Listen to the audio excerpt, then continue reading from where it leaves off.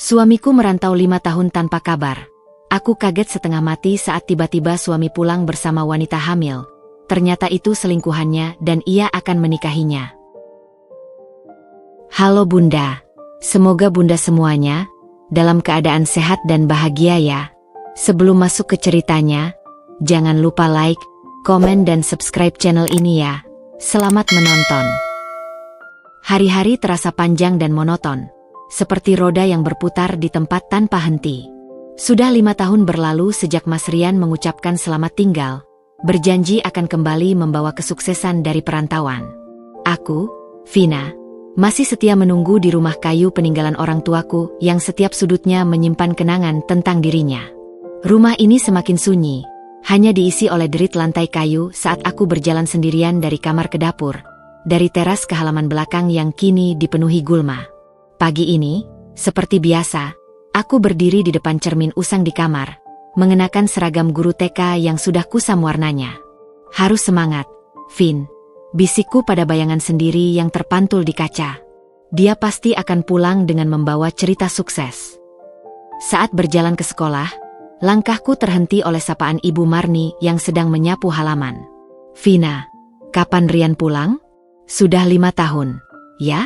Anakku yang di Jakarta bilang katanya dia sekarang sukses besar. Aku hanya tersenyum tipis, menahan perih di dada.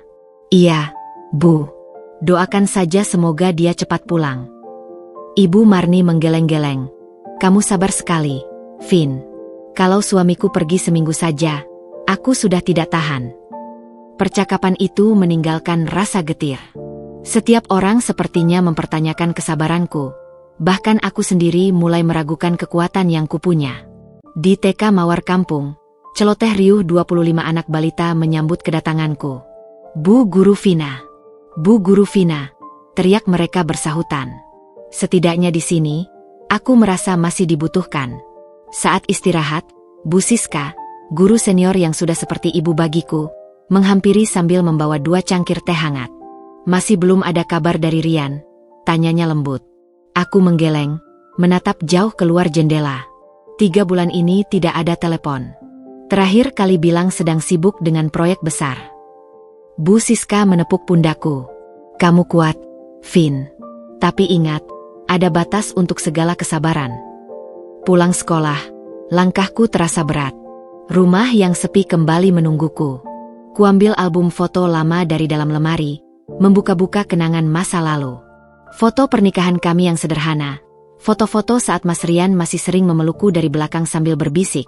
Kita akan bahagia selamanya, Vin. Air mata menetes tanpa kusadari. Di mana kau sekarang, Mas? Apa kau masih ingat janjimu? Gumamku lirih sambil menatap foto itu. Malam semakin larut, dan kesepian itu kembali menyergap, lebih dalam dari malam-malam sebelumnya. Aku berbaring di kasur yang terasa terlalu besar untuk seorang diri, berharap esok hari akan membawa kabar baik, atau setidaknya, kekuatan untuk terus bertahan. Minggu-minggu berlalu dengan ritme yang sama, seolah waktu enggan bergerak maju. Pagi itu, saat aku sedang menjahit kancing seragam yang copot, terdengar suara Ibu Marni memanggil dari pagar. Vina, Vina, ada kabar dari Rian. Jantungku berdebar kencang, jarum jahit nyaris menusuk jari. Kulepas segala sesuatu dan bergegas keluar. Ibu lihat di Facebook anakku, ujar Ibu Marni dengan semangat, matanya berbinar. Lihat, ini fotonya. Dia menunjukkan ponselnya. Di sana, ada sosok Mas Rian dengan setelan jas rapi, berdiri di depan gedung pencakar langit. Wajahnya lebih berisi, rambutnya tersisir rapi, dan senyumnya penuh keyakinan.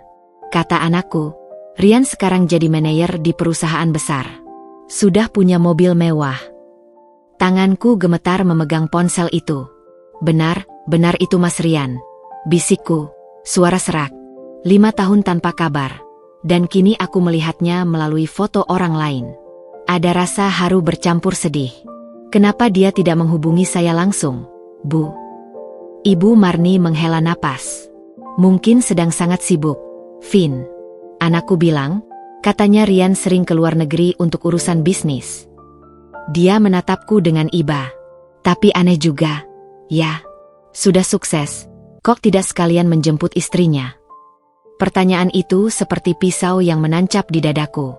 Sepanjang hari, pikiranku tak lepas dari foto itu. Saat mengajar, konsentrasiku buyar. Bahkan saat anak-anak menyanyikan lagu, pikiranku melayang kepada sosok dalam foto itu. "Bu Guru, kenapa wajah Bu Guru sedih?" tanya Tari, murid paling perhatian di kelas. Aku tersadar, segera menyunggingkan senyum. "Tidak, sayang. Bu Guru hanya memikirkan sesuatu." Tapi bocah 6 tahun itu terlalu peka. Apakah Bu Guru sedang rindu suaminya? Mama juga sering sedih kalau papa pergi lama.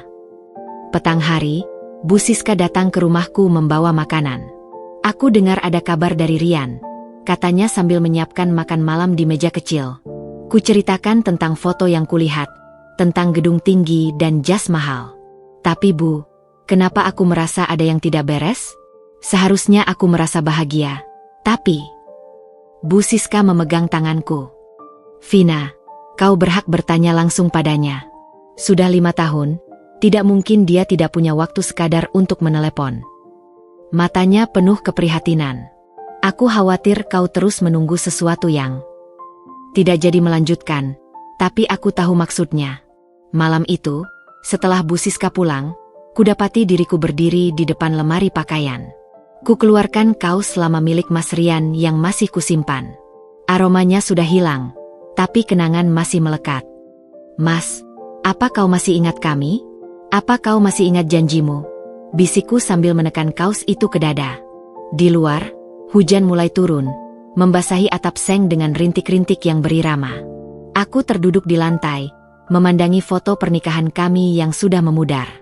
"Besok," tekadku dalam hati, "besok akan kucoba hubungi nomor telepon lamanya. Aku perlu jawaban." Aku lelah dengan ketidakpastian ini. Tapi di sudut hati yang paling dalam, ada perasaan mengganggu bahwa jawaban yang akan kudapat mungkin bukan yang kuharapkan. Hari itu, Jumat siang, langit mendung seolah turut merasakan kegelisahan hatiku. Sepulang mengajar, aku memutuskan untuk berbelanja ke pasar, berharap kesibukan kecil dapat mengalihkan pikiranku dari bayangan foto Mas Rian yang tak kunjung hilang. Seperti biasa, aku membeli beberapa bahan sederhana untuk makan seminggu ke depan. "Ikan segar, Bu Vina," tawar seorang pedagang. Aku menggeleng.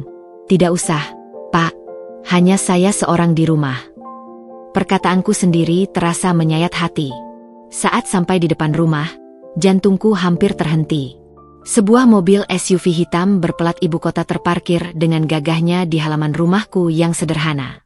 "Siapa ini?" gumamku dalam hati. Perlahan, kususuri jalan setapak menuju teras. Tas belanja masih tergenggam di tangan. Lalu, dari balik kaca mobil, kulihat sosok yang tak asing. Mas Rian. Dia turun dari mobil, mengenakan kemeja linen putih yang mahal, celana chino, dan sepatu kulit yang mengilap. Wajahnya masih sama, tapi ada kemewahan yang melekat padanya yang membuatnya terasa asing. "Vina," sapanya, suaranya terdengar datar, tak ada getaran kegembiraan seperti yang kubayangkan selama ini. Mas Rian," kataku terbata-bata, tas belanja hampir terjatuh dari genggamanku. Kamu pulang." Sebelum sempat kuambil napas, perhatianku tertuju pada sosok lain yang keluar dari sisi penumpang. Seorang wanita cantik dengan gaun musim panas bermotif bunga, rambutnya tergerai indah, dan yang paling menusuk, tangannya yang dengan santai terletak di perutnya yang jelas-jelas membuncit. Usia kandungannya mungkin sudah memasuki trimester akhir. "Vina," Mas Rian memecah. Kebekuan, suaranya tetap datar. "Ini Meisha." Dia tak mencoba menyembunyikan apapun. Tak ada rasa malu, tak ada penyesalan di wajahnya. Aku terdiam, mulut terbuka sedikit, tak mampu mengucapkan sepatah kata pun. Dunia seolah berputar dengan cepat. 5 tahun penantian, 5 tahun kesetiaan, berakhir dengan pemandangan yang tak pernah terbayangkan. Meisha mengangguk lemah. "Halo, Bu Vina." Tangannya semakin erat menggenggam lengan Mas Rian, seperti mencari perlindungan. "Kami..." Mas Rian menarik napas dalam. "Kami akan menikah. Meisha, hamil anakku. Sudah 7 bulan. "Apa?" Itu saja yang bisa kukeluarkan. Suaraku parau, tak percaya. Lututku terasa lemas. dan akhirnya tas belanja benar-benar jatuh, berisikan sayuran dan telur berhamburan di teras. Kamu bilang apa, Mas? Dia tak menjawab, hanya menatapku dengan tatapan kosong. Meisha malah menunduk, tapi tak mencoba melepaskan genggamannya pada Mas Rian. 5 tahun. Suaraku bergetar. 5 tahun aku menunggu. Menunggu kabar, menunggu kepastian. Dan kamu pulang dengan... Tak kuasa melanjutkan.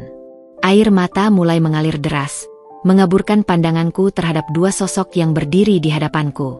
Aku tahu ini menyakitkan, Vina, kata Mas Rian, masih dengan nada yang sama datarnya. Tapi aku harus bertanggung jawab. Keadaan. Jangan, potongku dengan suara meninggi. Jangan bilang, keadaan. Keadaan apa yang memaksamu untuk berselingkuh? Keadaan apa yang membuatmu melupakan istrimu selama 5 tahun? Meisha menarik napas tajam. Kami tidak bermaksud. Aku tidak bicara denganmu, Hardikku. Untuk pertama kalinya dalam hidupku merasa begitu marah. Mas Rian, jawab aku. Apa arti semua ini? Tapi dia hanya diam, menatapku dengan wajah tanpa ekspresi, seolah aku adalah orang asing yang tak pernah dikenalnya. Hujan mulai rintik-rintik, membasahi kami bertiga, tapi tak seorang pun bergerak. Aku berdiri di sana, dengan hati yang hancur berkeping-keping, menyaksikan akhir dari 5 tahun penantianku, sebuah pengkhianatan yang dibawa pulang dengan begitu terang-terangan. Mereka tak hanya datang untuk menyampaikan kebenaran pahit, tapi benar-benar bermaksud menetap. Rumah mertua tua di ujung kampung yang selama ini kosong, kini telah berubah menjadi istana kecil yang megah. Dalam seminggu, pekerja sibuk memindahkan furnitur mahal, memasang AC di setiap jendela, dan membangun pagar baru yang kokoh. Setiap pagi, saat aku berjalan ke sekolah, aku harus menyaksikan pemandangan yang semakin mengiris hati. Suatu Senin pagi, saat aku sedang membeli kopi di warung Bu Marni, Meisha muncul dengan gaun hamil yang elegan. Selamat pagi, Bu, sapanya ramah padaku, seolah tak ada sejarah kelam antara kami. Tangannya dengan bangus mengelus perutnya yang membuncit. Aku hanya mengangguk kaku, tak sanggup mengucapkan sepatah kata pun. Tapi Bu Marni yang tak tahu menahu, dengan polosnya bertanya, "Ini siapa, Bu Vina? Saudara baru ya di kampung kita?" Sebelum aku sempat menjawab, Meisha dengan lancar memperkenalkan diri. "Saya Meisha, istri Rian. Kami baru pindah ke rumah di ujung jalan." "Istri?" Kata itu seperti tamparan keras di wajahku. Kopi di tanganku bergoyang hingga tumpah. "Istri?" ulangku pelan. Bu Marni terbelalak, lalu memandangiku dengan penuh simpati. Tapi Bu Vina." Meisha tersenyum tipis. "Kami akan menikah minggu depan. Kebetulan saya sudah hamil besar, jadi Rian ingin segera meresmikan." Dia berpaling padaku. "Semoga Bu Vina ikut senang untuk kami." Aku tercekat, tak percaya dengan keberaniannya. Kamu tahu bahwa aku masih istrinya yang sah, bukan?" Tapi Meisha hanya mengangkat bahu. "Rian bilang pernikahan kalian sudah tidak berarti lagi sejak dia merantau."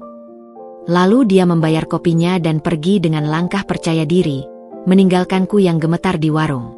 Sepanjang jalan ke sekolah, kepalaku penuh dengan kata-kata Meisha. Sudah tidak berarti lagi. Kalimat itu terus bergema dalam pikiranku. Apakah 5 tahun pernikahan dan 10 tahun pertemanan sebelum itu benar-benar tak berarti apa-apa? Sore harinya, saat aku pulang dengan badan lelah dan hati yang lebih lelah lagi, kulihat Mas Rian dan Meisha sedang berjalan-jalan santai, tangan bergandengan. Beberapa tetangga melirik dengan pandangan aneh. Beberapa bahkan berbisik-bisik saat aku lewat. "Ibu Marni bilang tadi pagi," kata Bu Siska yang kebetulan lewat dan menghampiriku. "Apa benar Rian membawa wanita hamil dan akan menikahinya?" Aku mengangguk, tak sanggup berkata-kata. Air mata sudah tak lagi bisa kutahan. "Dasar tidak tahu malu," geram Bu Siska. "Mau kuberi pelajaran mereka berdua." "Jangan, Bu," hentiku. Aku tidak ingin drama. Tapi drama itu ternyata tak bisa dihindari. Esoknya, sebuah mobil pick-up mengantarkan peti-peti besar ke rumah mereka. Di antara barang-barang yang dipindahkan, Kulihat dengan pedih beberapa furnitur yang dulu adalah milik kami. Meja rias peninggalan ibuku yang dulu selalu Rian janjikan akan diperbaiki. Lemari pakaian yang dulu kami beli bersama saat pertama menikah. Mereka tidak hanya mengambil suamimu, tapi juga barang-barangmu.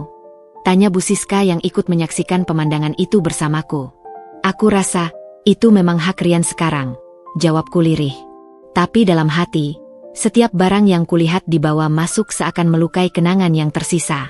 Puncaknya adalah ketika sebuah undangan pernikahan mewah sampai di tanganku. Di atasnya tertulis dengan tinta emas, Rian Meisha, Wedding Reception. Tanggalnya hanya 3 hari lagi. Mereka bahkan tak cukup menghargai untuk memberitahuku secara pribadi. Duduk sendiri di teras rumah, aku memandangi undangan itu. Hujan mulai turun lagi, seiring dengan air mataku.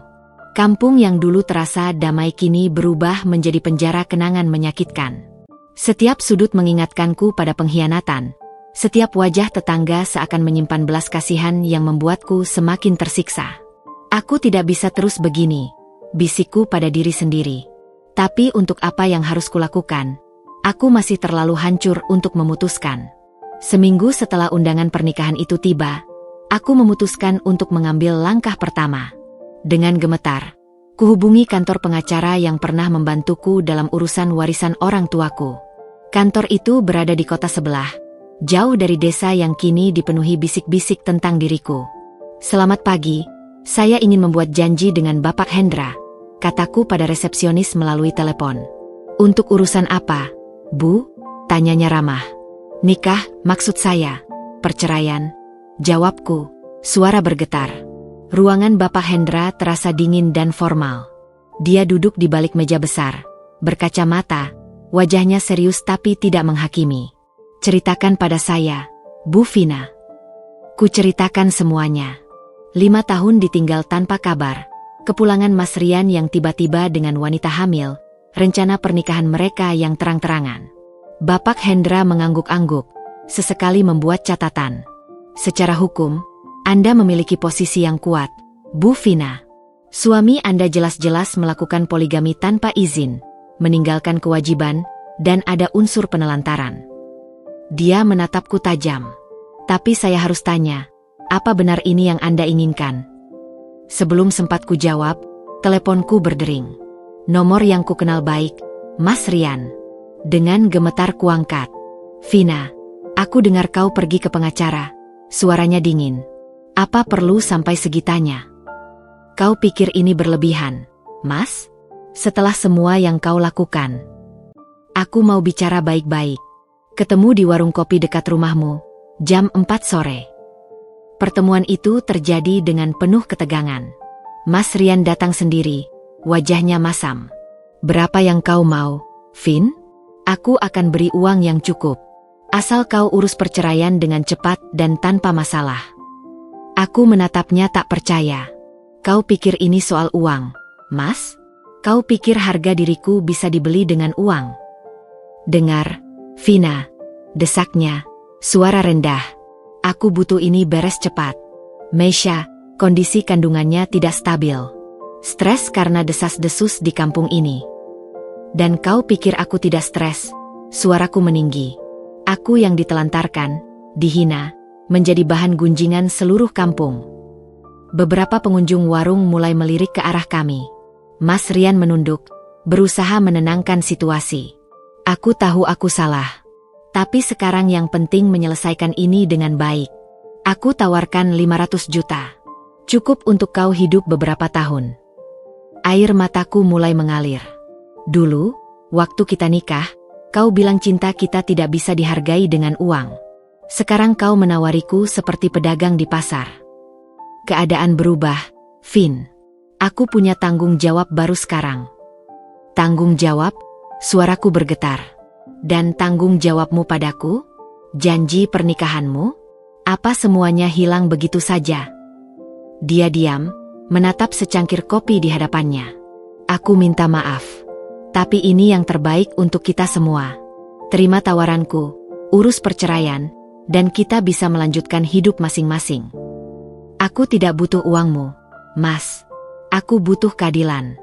Aku butuh pengakuan bahwa yang kau lakukan salah. Baik, katanya tiba-tiba berdiri. Kalau kau mau berkeras, silakan.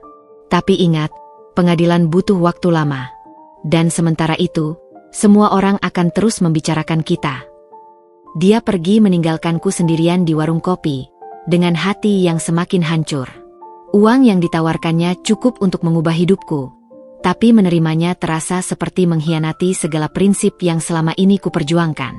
Malam itu, Bu Siska datang menghibur. Aku dengar dari Bu Marni tentang pertemuan kalian. Jangan terima uangnya, Vin. Kau harus dapat hakmu yang lebih dari sekadar uang. Tapi Bu, aku lelah. Aku lelah berjuang sendirian.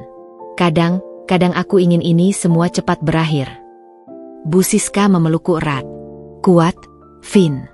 Kau wanita kuat. Jangan biarkan dia menganggap bisa menyelesaikan segalanya dengan uang. Kubuka lemari, melihat koleksi kain jilbabku yang mulai usang, sepatu yang solnya sudah tipis. 500 juta memang menggoda. Tapi kemudian kuingat tatapan Mas Rian tadi sore.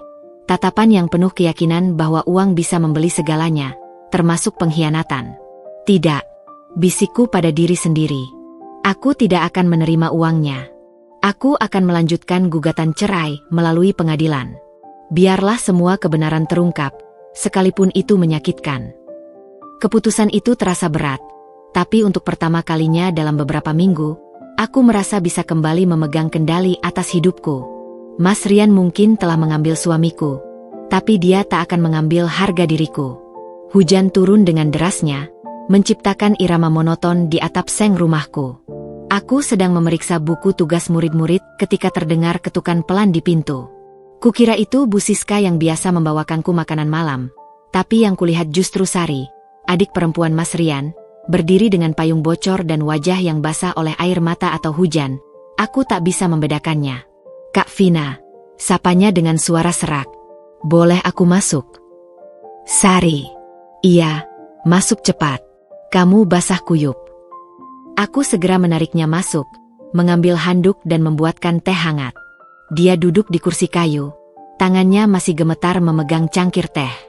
Aku tidak tahu harus mulai dari mana. Kak, bisiknya, mata merah. Ada apa, Sar? Kenapa kamu datang dalam keadaan seperti ini? Apa terjadi sesuatu dengan? Namanya tak bisa kuucapkan. Kakakku. Dia menghela napas dalam. Aku tidak tahan lagi menyimpan ini sendirian. Ibu juga sudah kuceritakan, tapi dia memilih diam saja. Katanya biar Tuhan yang membalas. Hatiku berdebar kencang. Menyimpan apa, Sari? Dia menatapku, matanya penuh penyesalan. Rian, kakakku, dia sudah bersama perempuan itu sejak 3 tahun yang lalu. Dunia seakan berhenti. 3 tahun. Iya, tangisnya pecah. Pertama kali aku tahu 2 tahun lalu saat berkunjung ke Jakarta. Aku ingin memberi kejadian, tapi dia tinggal serumah dengan perempuan itu. Di apartemen mewah. Kursi yang kududuki terasa semakin keras. Tapi, teleponnya, dia masih sesekali menelponku. Dia sengaja melakukannya. Kak. Sari menggenggam tanganku. Aku pernah memergoki dia mencatat jadwal untuk menelponmu. Sebulan sekali, tepat di tanggal yang sama. Seperti tugas rutin saja. Kepalaku pusing. Aku teringat semua telepon singkat itu, selalu terburu-buru, selalu dengan alasan sedang meeting atau ada urusan kerja. Jadi selama ini, dia sengaja menipumu. Bahkan setahun yang lalu, saat bisnisnya mulai sukses, dia membawa perempuan itu ke Bali. Aku lihat fotonya di media sosial. Sari mengeluarkan ponselnya, menggulirkan layar. Lihat, ini 2 tahun yang lalu. Di sana, ada foto Mas Rian dan Meisha berpelukan di depan restoran mewah. Tanggal yang tertera jelas-jelas menunjukkan itu dari 2 tahun silam. Kenapa kamu tidak memberitahuku sejak dulu? Tanyaku, suara bergetar. Sari menunduk. Dia ancam tidak akan lagi membiayai kuliahku. Dan dia bilang suatu hari nanti akan memberitahumu dengan cara yang baik. Aku bodoh, Kak. Aku percaya padanya. Rasa mual menyerangku. Semua ini rencana yang disusun rapi. Penipuan yang dijalankan dengan sistematis. Yang paling membuatku mual, Sari melanjutkan, adalah dia sengaja menung sampai Meisha hamil baru pulang. Katanya biar ada alasan kuat untuk menceraikanmu. Apa? Bisikku tak percaya. Iya. Dia bilang pada ibu, dengan hamil, keluarga akan lebih mudah menerima. Dan dia pikir kamu juga akan lebih mudah menyerah. Aku berdiri, berjalan pelan ke jendela. Hujan masih deras, seperti kesedihan yang tak kunjung reda. Jadi semua sudah direncanakan matang-matangan. Maafkan aku, Kak Vina, isak Sari dari belakang. Aku seharusnya memiliki keberanian untuk memberitahumu sejak dulu. Kubalikan badan, memandangi wajahnya yang masih basah oleh air mata. Ini bukan salahmu, Sari. Kau juga korban dari kebohongan kakakmu. Tapi dalam hatiku, sesuatu telah patah. Bukan hanya karena pengkhianatan Mas Rian, tapi karena betapa mudahnya dia memanipulasi orang-orang di sekitarnya. Betapa dinginnya dia merencanakan semua ini. Setelah Sari pergi dengan janji akan membantuku dalam proses pengadilan nanti, aku berdiri sendirian di ruang tengah. Kenangan-kenangan telepon singkat Mas Rian selama ini berputar di kepalaku. Aku sibuk, Vin. Nanti aku telepon lagi. Doakan aku ya, semoga sukses. Semuanya ternyata dusta. Setiap kata, setiap janji, setiap telepon, semuanya bagian dari skenario besar untuk menutupi perselingkuhannya. Aku mengambil foto pernikahan kami dari meja, memandangi wajah Mas Rian yang muda dan tulus. Siapa kamu sebenarnya? Bisikku pada foto itu. Apa cinta kita dulu juga palsu? Malam itu, untuk pertama kalinya, air mataku sudah habis. Yang tersisa hanya rasa hampa dan kenyataan pahit bahwa selama 3 tahun terakhir, aku hidup dalam kebohongan yang dirajut rapi oleh orang yang paling kupercaya. 2 minggu setelah pertemuan dengan Sari, aku mulai mendengar desas-desus tentang masalah bisnis Mas Rian. Awalnya dari Bu Marni yang dapat kabar dari anaknya di Jakarta. Katanya usaha travelnya sepi. Vin, bisik Bu Marni suatu pagi saat aku membeli gula di warungnya. Banyak pelanggan komplain karena harga mahal tapi pelayanan jelek. Aku hanya mengangguk, berusaha tak menunjukkan perasaan campur aduk. Di satu sisi, ada kepuasan kecil melihat keangkuhannya mulai goyah. Tapi di sisi lain, hatiku masih tersayat mengingat itu adalah orang yang pernah sangat kucintai. Suatu sore, saat aku sedang menyiram tanaman di halaman, sebuah taksi online berhenti di depan rumah. Yang turun adalah Mas Rian. Tapi bukan Mas Rian yang dulu pulang dengan mobil mewah. Wajahnya tampak lesu, pakaiannya sederhana, dan yang paling mengejutkan, dia datang sendirian. Vina, sapanya dengan suara parau. Bisa kita bicara? Aku menghela napas. Ada apa, Mas? Dia duduk di kursi taman, menatap tangannya yang berkutat-kutat. Usahaku sedang tidak baik-baik saja. Kenapa cerita padaku? Bukankah sekarang kamu sudah punya Meisha yang harus kau ceritakan semua masalahmu? Dia mengangkat wajah, matanya merah. Meisha, dia tidak mengerti soal bisnis. Setiap aku pulang, yang dia tanyakan cuma uang untuk beli ini itu. Dia tidak seperti kamu dulu, yang selalu mau mendengarkan dan memberi saran. Kata-katanya seperti tamparan. Jadi sekarang kau baru sadar, setelah semuanya terlambat. Aku tahu aku salah, Vin. Tapi bisnisku benar-benar dalam masalah. Banyak pelanggan yang komplain karena harga terlalu mahal. Katanya kompetitor menawarkan harga lebih murah dengan servis yang sama. Lalu kenapa kau cerita padaku? Apa yang bisa kubantu? Aku cuma guru TK, Mas. Bukan ahli bisnis. Dia menarik napas dalam. Aku butuh pinjaman. Tidak banyak, cukup untuk menutupi kerugian bulan ini. Nanti aku akan kembalikan. Aku terkesima. Kau serius? Setelah semua yang terjadi, kau berani minta pinjaman padaku? Vina, tolong. Aku benar-benar dalam situasi sulit. Meisha sedang hamil besar. Butuh biaya untuk persiapan melahirkan. Berhenti, potongku keras. Jangan kau jadikan dia dan kandungannya sebagai alasan. Kau yang memilih dia, Kau yang harus bertanggung jawab atas pilihanmu. Tapi dia terus memohon. Aku sudah jual mobil. Tapi masih kurang. Kalau tidak bisa menutupi kerugian ini, perusahaan bisa bangkrut. Saat itulah teleponnya berdering. Dari kejauhan, aku bisa mendengar suara Meisha yang melengking. Rian, di mana kamu? Aku butuh kamu antar ke salon. Janji kamu hari ini temani aku facial. Dia menjawab singkat. Sebentar, sayang. Aku sedang ada urusan. Urusan apa lagi? Kamu janji hari ini nemenin aku. Aku kan hamil. Stres karena kamu sibuk terus. Aku memandang Mas Rian yang terlihat semakin lesu. Pergilah, Mas. Istrimu membutuhkanmu. Dia berdiri, tapi sebelum pergi, dia masih sempat berkata, tolong pikirkan pinjamanku, Vin. Aku benar-benar butuh. Setelah dia pergi, Bu Siska yang kebetulan lewat menghampiriku. Apa dia minta uang? Tanyanya langsung pada inti. Aku mengangguk, masih tak percaya. Katanya bisnisnya bermasalah. Sudah kuduga, Bu Siska menggeleng. Teman anakku di Jakarta bilang, perusahaan travelnya banyak dapat review buruk. Katanya harganya terlalu mahal, pelayanannya sombong. Dia sendiri yang sering mengecek langsung dan marah-marah pada karyawannya di depan pelanggan. Malam itu, sambil memandangi tabungan yang kukumpulkan susah payah, aku merenung. Dulu, saat Mas Rian baru merantau, aku selalu mendengarkan keluh kesahnya tentang kerja. Memberi semangat saat dia hampir menyerah. Tapi sekarang, dia harus menghadapi semuanya sendirian dengan istri yang hanya memikirkan kemewahan. Beberapa hari kemudian, Sari menelepon. Kak, bisnis kakakku benar-benar kolaps. Ibu sampai stres.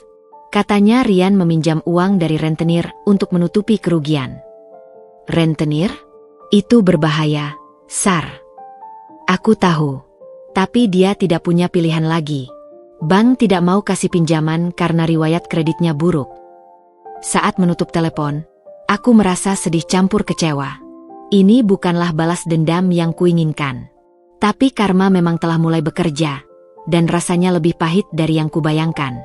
Senin pagi, saat aku sedang mempersiapkan materi untuk pelajaran menggambar, ponselku berdering. Itu dari kantor dinas pendidikan. Jantungku berdebar-debar. Biasanya panggilan dari dinas berarti ada inspeksi mendadak atau masalah administratif. Selamat pagi, Ibu Vina. Ini dari bagian sumber daya manusia. Bisakah Ibu datang ke kantor dinas hari ini jam 10? Suara di seberang telepon terdengar resmi. Ada masalah apa, Pak? Tanyaku cemas. Tidak ada masalah, Ibu. Justru ada kabar baik. Pak Kepala Dinas ingin bertemu langsung. Sepanjang perjalanan ke kantor dinas, pikiran kalut melandaku. Apakah ada keluhan dari orang tua murid? Atau jangan-jangan Mas Rian melakukan sesuatu yang mempengaruhi pekerjaanku? Ruangan Pak Kepala Dinas, DRS Sutanto, luas dan dipenuhi piagam penghargaan. Beliau menyambutku dengan senyum hangat. Ibu Vina, silakan duduk, ujarnya sambil menunjuk kursi di seberang meja kerjanya yang rapi. Pertama-tama, saya ingin menyampaikan apresiasi atas dedikasi Ibu selama ini. Terima kasih, Pak. Jawabku masih dengan hati was-was. Beliau membuka sebuah map berisi dokumen. Kami telah memantau perkembangan Ibu selama 5 tahun terakhir. Meskipun menghadapi tantangan pribadi yang tidak mudah, katanya dengan tatapan penuh pengertian, Ibu tetap menunjukkan kinerja yang luar biasa. Dia kemudian menunjukkan beberapa laporan observasi dan surat dari orang tua murid. Banyak sekali pujian untuk metode pengajaran Ibu, terutama cara Ibu menangani anak-anak yang berkebutuhan khusus. Aku tersentuh. Selama ini, aku hanya melakukan apa yang kuyakini benar tanpa mengharap pengakuan. Kami punya kabar baik, lanjut Pak Sutanto. Kami membuka posisi wakil kepala sekolah untuk TK Mawar. Dan berdasarkan rapat dewan, kami memilih Ibu untuk mengisi posisi tersebut. Aku terkesima. Saya, Pak, tapi masih banyak guru senior lainnya. Justru karena itulah, potongnya. Ibu membawa segar udara baru. Ibu inovatif, sabar, dan yang paling penting, memiliki integritas tinggi. Matanya teduh. Kami tahu tentang situasi rumah tangga ibu. Tapi ibu tetap profesional dalam bekerja. Itu yang kami hargai. Air mata mulai menggenang di mataku. Terima kasih, Pak. Saya tidak tahu harus berkata apa. Mulai bulan depan, gaji ibu akan disesuaikan dengan posisi baru. Dan ibu akan mendapatkan tunjangan tambahan. Dia berdiri dan mengulurkan tangan. Selamat, Ibu Vina. Pulang dari kantor dinas, aku masih seperti berjalan di awan. Begitu tiba di sekolah, Bu Siska sudah menungguku dengan wajah berseri-seri. Sudah tahu kabarnya? Tanyanya sambil memelukku erat. Aku yang merekomendasikanmu. Kamu pantas dapat promosi ini, Vin. Rupanya seluruh sekolah sudah tahu. Guru-guru lain datang memberikan ucapan selamat. Bahkan beberapa orang tua murid yang kebetulan sedang mengantar anaknya ikut bersorak gembira. Sangat pantas, Bu Vina, seru Ibu Tina, orang tua dari salah satu muridku. Anak saya sangat senang diajar ibu. Sore harinya, saat aku sedang merapikan berkas-berkas di kelas yang sekarang akan menjadi ruang kerjaku yang baru, seseorang berdiri di pintu. Aku tak percaya dengan yang kulihat, Mas Rian, dengan wajah lelah dan pakaian yang tak lagi semewah dulu. Vina, sapanya pelan. Aku dengar kabar tentang promosimu. Ya, jawabku singkat, terus melanjutkan merapikan buku. Dengar, aku mau ucapkan selamat. Suaranya terdengar serak. Kamu pantas dapat ini. Aku berhenti bekerja dan menatapnya. Apa yang kau inginkan, Mas? Jangan-jangan lagi butuh pinjaman. Dia menggeleng, menunduk. Tidak. Aku cuma ingin bilang bahwa kamu selalu lebih kuat dariku. Dulu waktu kita bersama, kamulah yang selalu menyemangatiku. Dan sekarang, lihatlah kamu. Kehidupan harus terus berjalan, Mas. Aku memilih untuk tidak terpuruk. Dengan Meisha. Dia menghela napas berat. Dia tidak seperti kamu. Dia tidak mengerti tentang perjuangan. Setiap hari hanya minta ini itu. Marah-marah kalau tidak dituruti. Aku tidak ingin mendengar tentang masalah rumah tanggamu, Mas. Itu pilihanmu. Dia mengangguk pelan. Aku tahu. Aku hanya menyesal. Lalu dia berbalik dan pergi, meninggalkanku sendirian di ruangan yang penuh harapan baru. Bu Siska yang melihat dari kejauhan datang menghampiri. Jangan biarkan dia mengganggumu, Vin. Fokus pada masa depanmu sekarang. Aku tersenyum. Aku baik-baik saja, Bu. Justru hari ini aku sadar, ada banyak orang yang percaya padaku. Aku tidak sendirian. Malam itu, untuk pertama kalinya dalam berbulan-bulan, aku tidur dengan perasaan tenang. Bukan karena kebahagiaan melihat penderitaan Mas Rian, tapi karena aku menemukan kekuatan dalam diri sendiri bahwa aku bisa bangkit, bahwa hidupku tidak berakhir hanya karena sebuah pengkhianatan. Promosi ini bukan sekadar kenaikan jabatan, tapi pengakuan bahwa aku masih bernilai, masih mampu, dan masih punya masa depan yang cerah. Hujan gerimis membasahi jalanan kampung ketika suatu sore, terdengar ketukan pelan di pintu rumahku. Saat kubuka, kulihat Mas Rian berdiri dengan postur yang lebih bungkuk dari biasanya. Bajunya basah, rambutnya acak-acakan, dan yang paling mencolok, ada lingkaran hitam pekat di bawah matanya yang berbicara tentang kurang tidur dan stres yang mendalam. Vina, suaranya serak, hampir seperti bisikan. Bolehkah aku masuk? Hanya sebentar. Aku menghela napas. Setelah promosiku sebulan yang lalu, ini adalah ketiga kalinya dia datang mencariku dengan berbagai alasan. Apalagi, Mas, aku punya banyak pekerjaan yang harus diselesaikan untuk persiapan rapat besok. Dia tak menunggu undangan, langsung melangkah masuk dan duduk di kursi kayu dekat pintu dengan tubuh lemas. Aku tidak tahu harus mulai dari mana, katanya sambil menatap tangannya yang bergetar. Kalau ini tentang pinjaman lagi, jawabanku masih sama. Tidak. Bukan itu, dia menggeleng pelan. Ini, tentang segala sesuatu. Tentang semua kesalahanku. Dia menarik napas dalam-dalam, seperti mengumpulkan keberanian. Aku salah, Vin. Salah besar. Dari awal. Saat pertama kali aku mendekati Meisha di Jakarta, saat aku mulai berbohong padamu, saat aku memilih untuk terus melanjutkan kebohongan ini.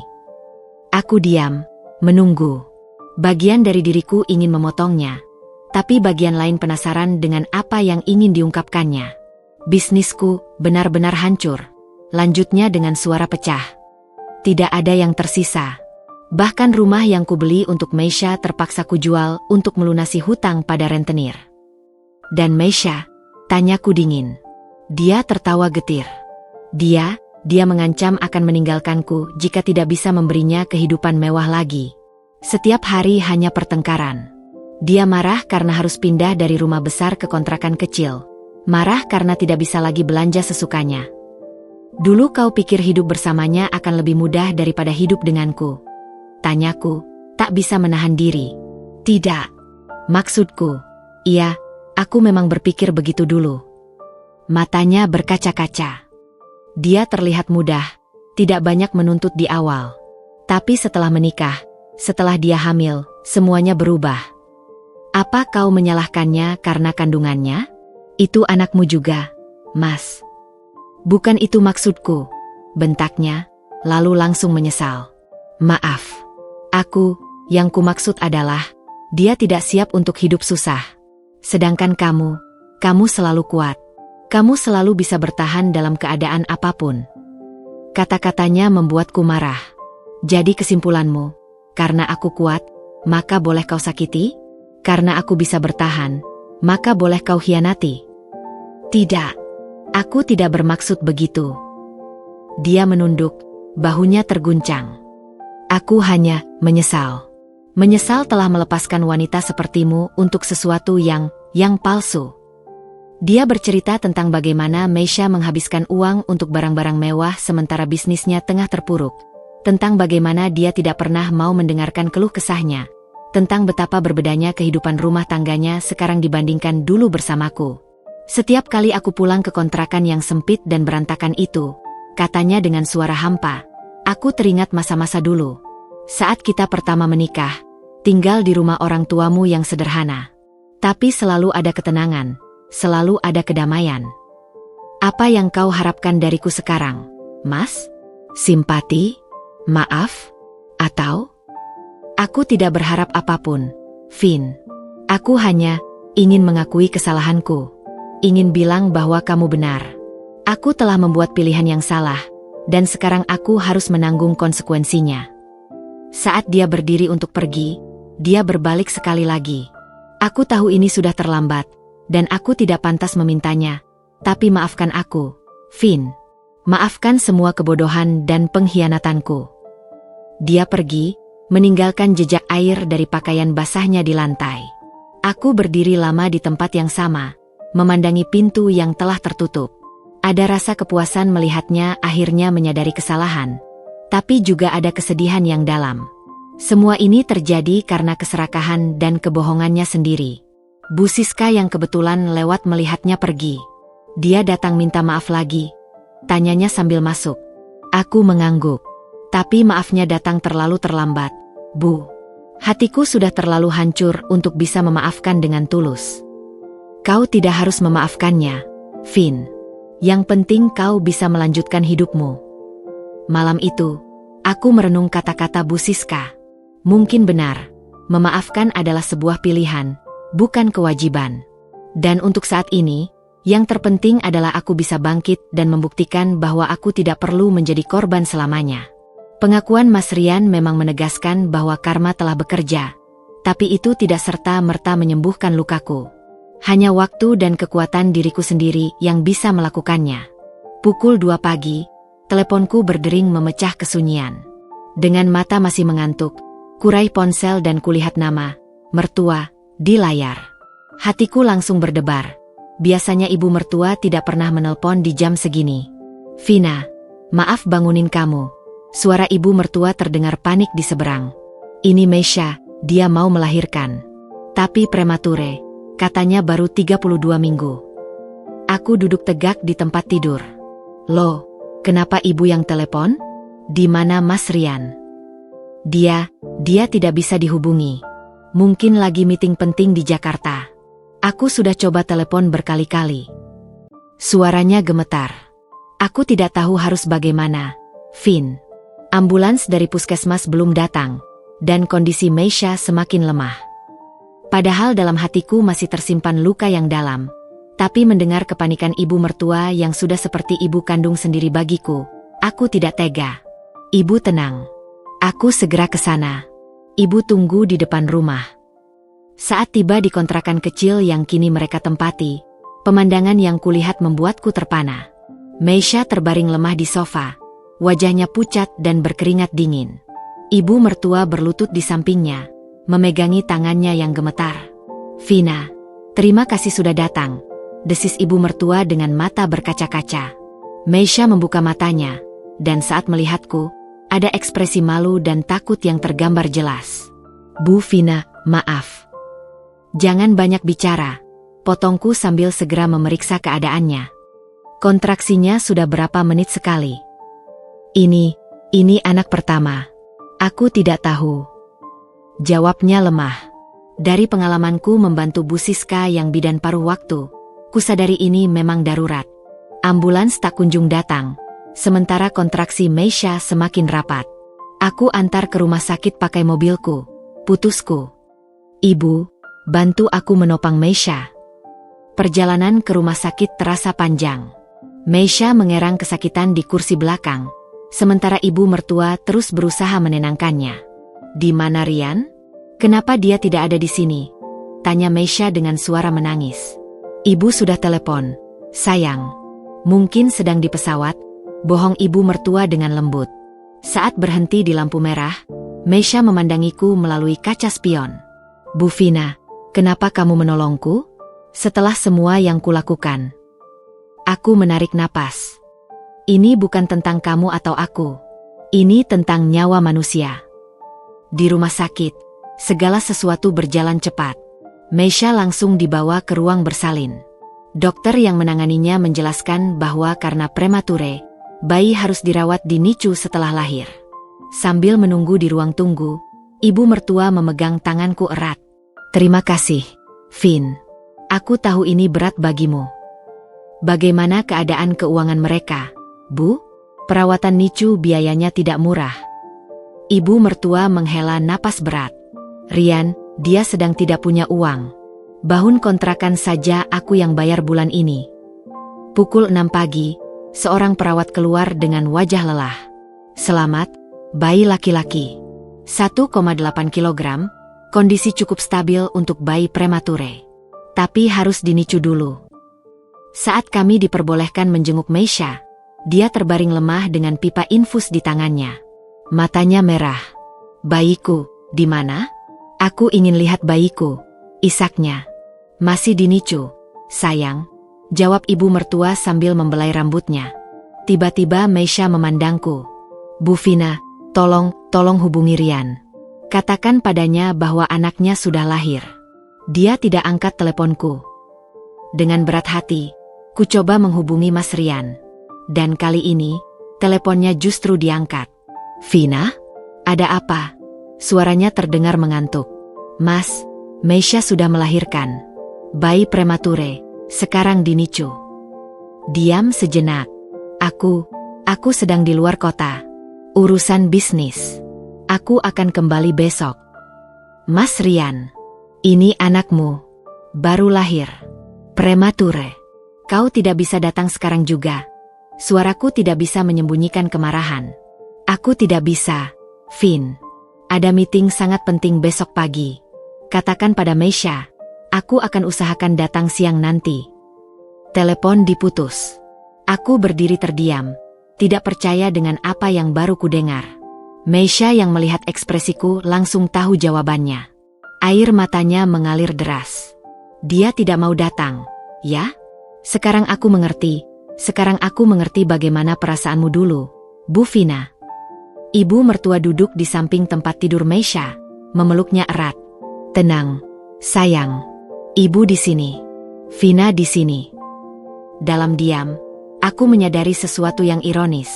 Sekarang aku berada di posisi yang tak kusangka, harus menenangkan wanita yang merebut suamiku, sementara suami yang sama bahkan tidak cukup peduli untuk datang melihat kelahiran anaknya sendiri. Kehidupan memang memiliki cara tersendiri untuk menunjukkan keadilan.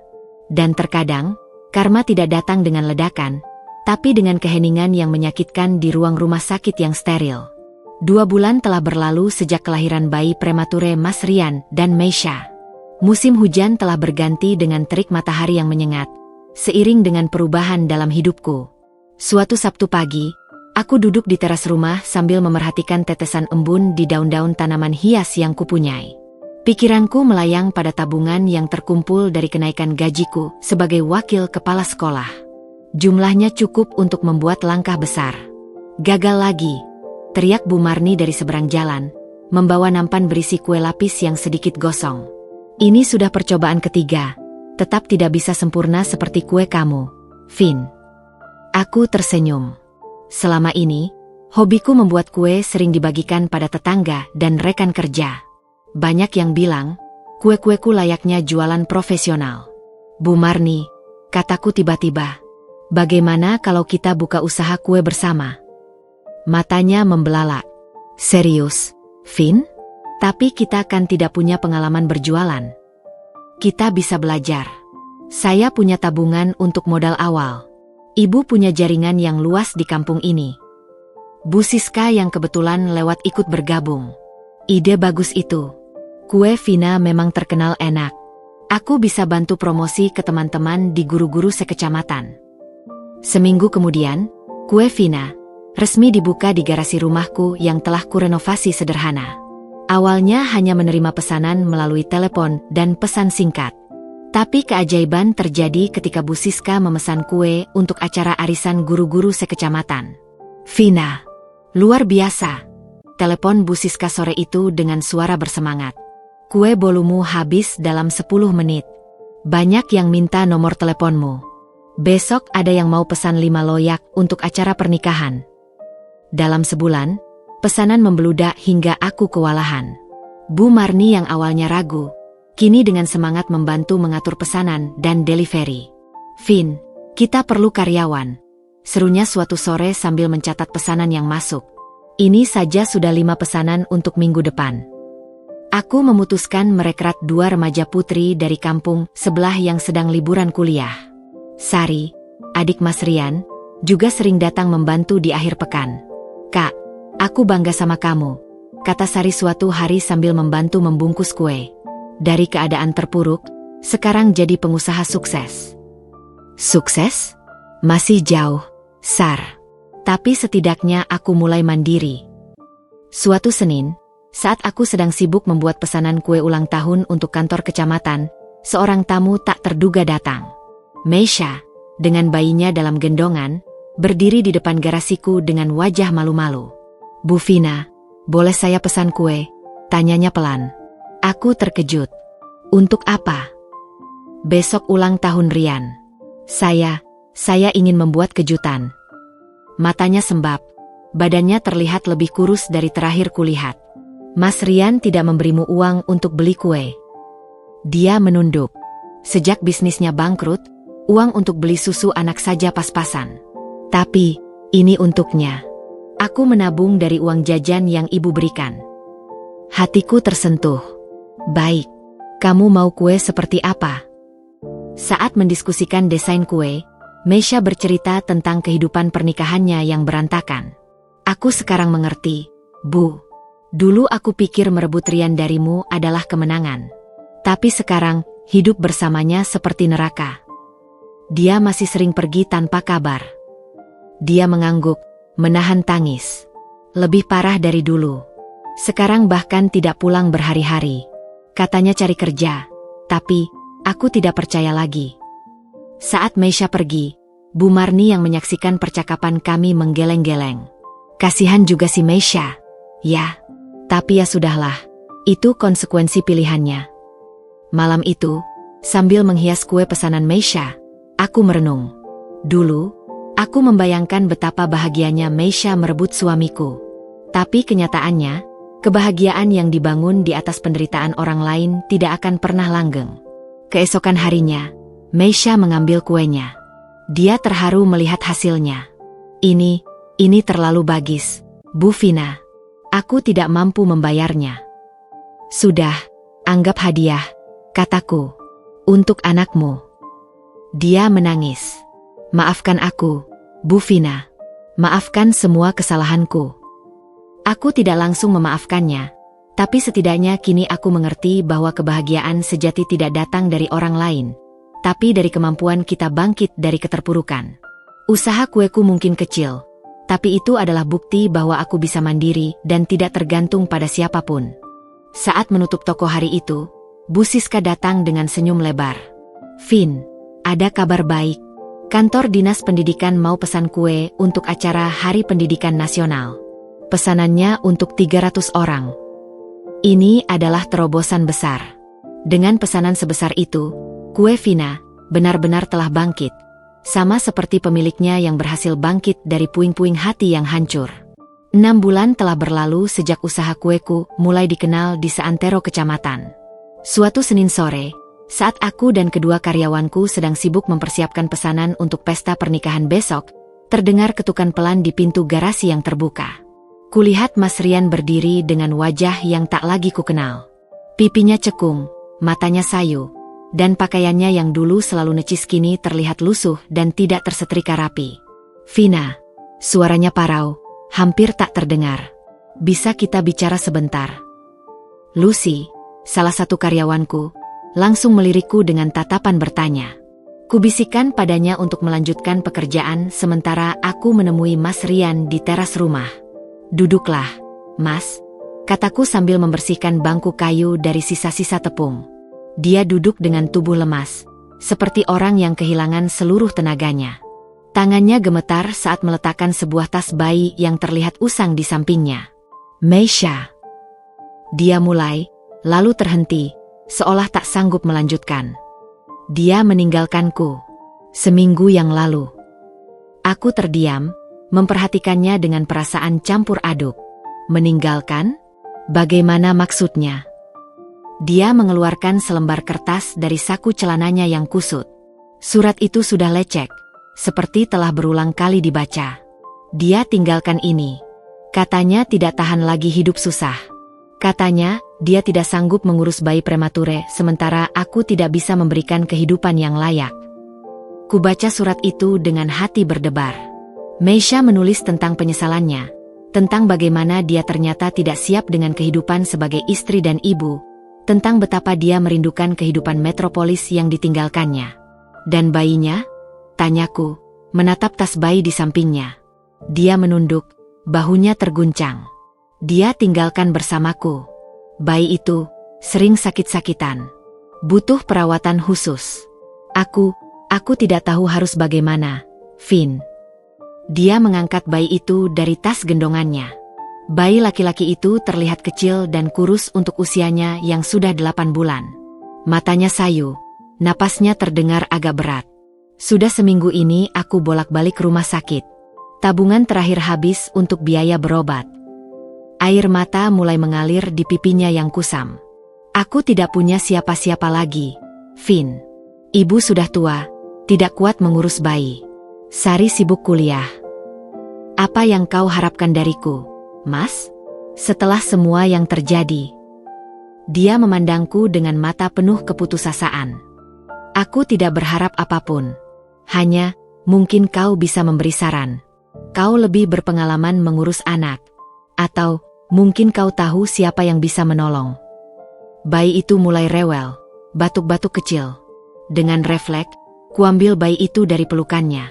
Bayi itu terasa ringan sekali, terlalu ringan untuk usianya. Sudah berapa lama batuknya? Tanyaku sambil meraba dahinya yang agak hangat. 3 hari. Tapi kemarin makin parah. Dokter bilang harus dirawat, tapi aku tidak punya biaya. Dari dalam garasi, Lucy dan Maya memandang dengan wajah prihatin. Bahkan mereka yang tahu sejarah kelam antara kami tak tega melihat keadaan ini. Bawa ke rumah sakit sekarang, kataku tegas. Aku akan telepon Bu Siska. Suaminya bekerja di bagian administrasi rumah sakit. Beliau mungkin bisa membantu. Sambil menggendong bayi itu, ku telepon Bu Siska. Tanpa banyak tanya, dia langsung berjanji akan menemui kami di rumah sakit. Perjalanan ke rumah sakit dalam diam. Mas Rian duduk di sampingku, sesekali batuk kecil. Bayi itu tertidur di pelukanku.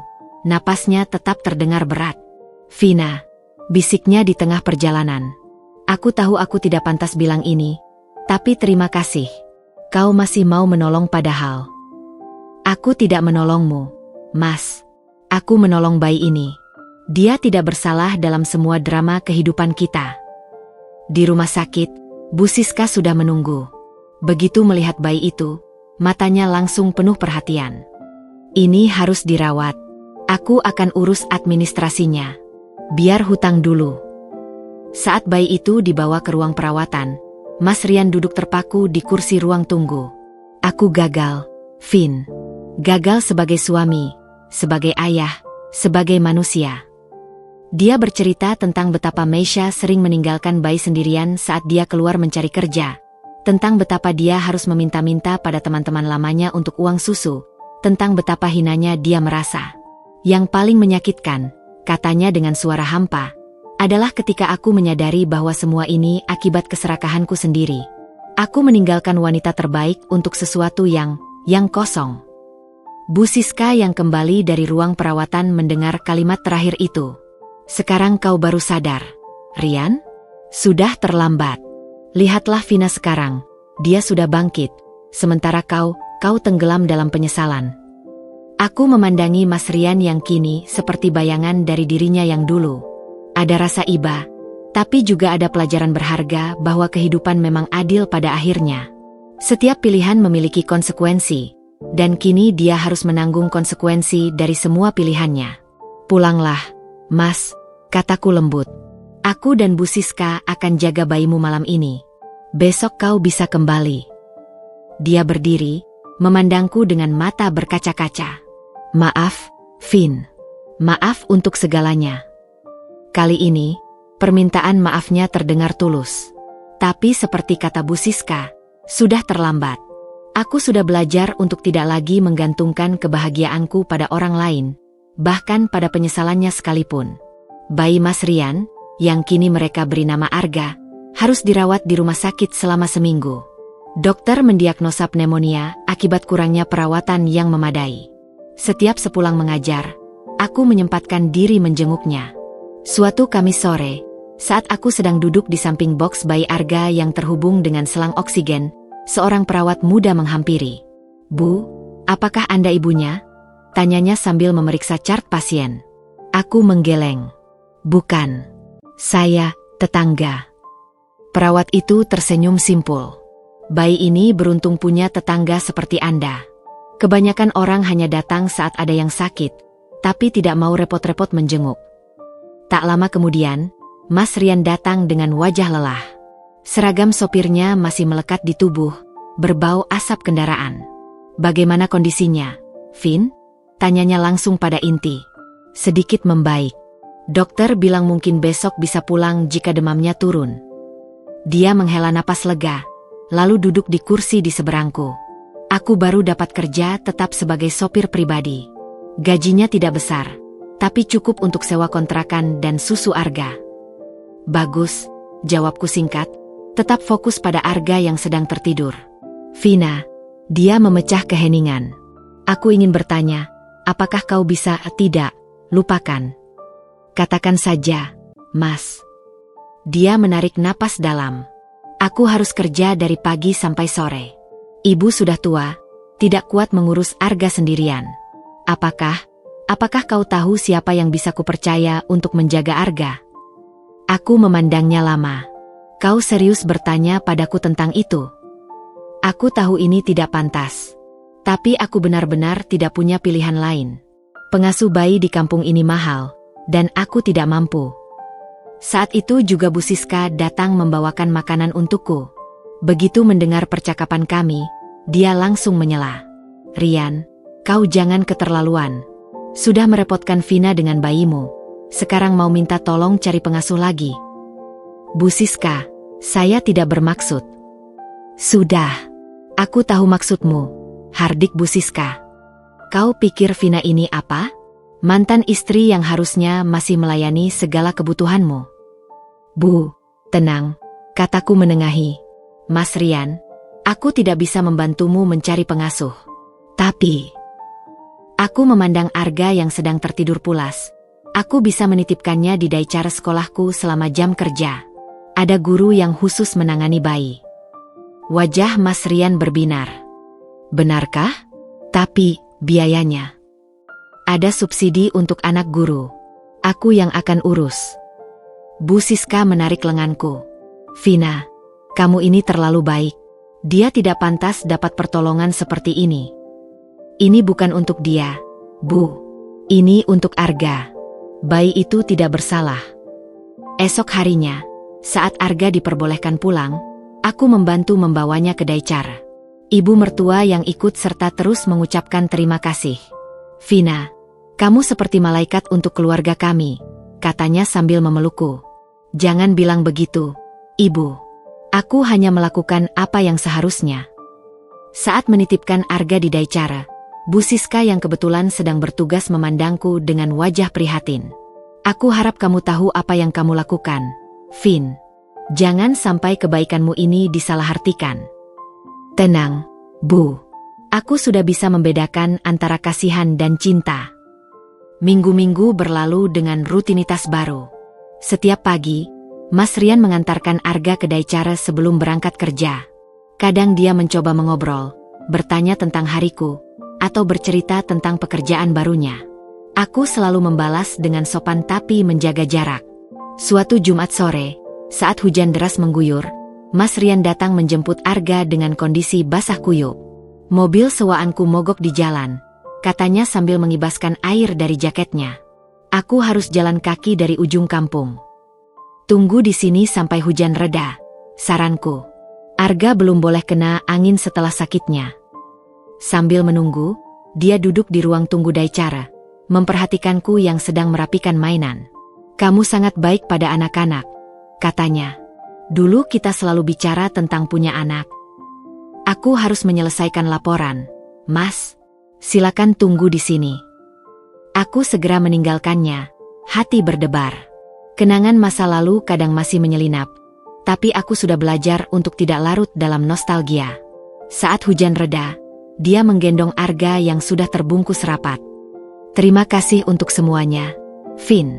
Aku berharap suatu hari nanti. Hati-hati di jalan, Mas, potongku. Besok jam 7 seperti biasa. Bu Siska yang melihat dari balik jendela mengangguk bangga. Ahnya kamu belajar berkata tidak, Vin. Tidak mudah, Bu. Tapi harus. Malam itu, sambil menyelesaikan pesanan kue untuk acara besok, kurenungkan segala yang terjadi. Menolong Arga adalah pilihanku. Tapi itu tidak berarti aku harus membuka kembali pintu hatiku untuk Mas Rian. Kasihan dan cinta adalah dua hal yang berbeda. Dan aku sudah belajar untuk tidak mencampur adukan keduanya. Seperti kue-kue yang kubuat, setiap hubungan butuh takaran yang tepat. Terlalu banyak gula akan membuatnya terlalu manis dan tidak sehat. Terlalu sedikit akan membuatnya hambar. Dan kini, aku lebih memilih untuk tidak memakan kue yang pernah basi itu, sekalipun dihias ulang dengan permintaan maaf dan penyesalan. Pesanan kue untuk acara Hari Pendidikan Nasional menjadi titik balik besar bagi usahaku. Foto-foto kue yang elegan dan lezat tersebar di media sosial. Dan dalam sekejap, kue Vina mendapatkan perhatian yang tak terduga. Telepon berdering tak henti-hentinya, email pesanan memenuhi kotak masuk, dan aku mulai kewalahan mengatur semuanya. Suatu pagi, kepala sekolah memanggilku ke ruangannya. Ibu Vina, saya perhatikan akhir-akhir ini ibu terlihat sangat lelah, ujarnya dengan wajah penuh perhatian. Maaf, Pak, usaha kue saya sedang banyak pesanan, dan saya berusaha membagi waktu dengan baik. Dia mengangguk pengertian. Saya menghargai semangat ibu. Tapi sebagai kepala sekolah, saya juga punya tanggung jawab terhadap kualitas pendidikan di sini. Beberapa orang tua murid melaporkan bahwa ibu terlihat kurang konsen saat mengajar. Perkataannya seperti tamparan. Saya tidak menyadarinya, Pak. Kami semua bangga dengan kesuksesan ibu, tapi saya ingin ibu membuat pilihan.